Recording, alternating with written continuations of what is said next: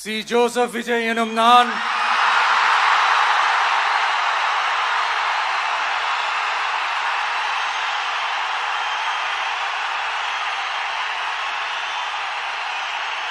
சட்டப்படி பெற்ற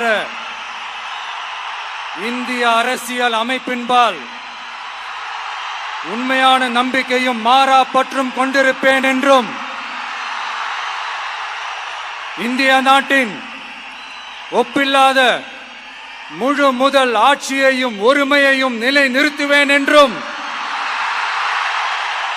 தமிழ்நாட்டு அரசின் முதலமைச்சராக உண்மையாகவும் உளச்சான்றின்படியும்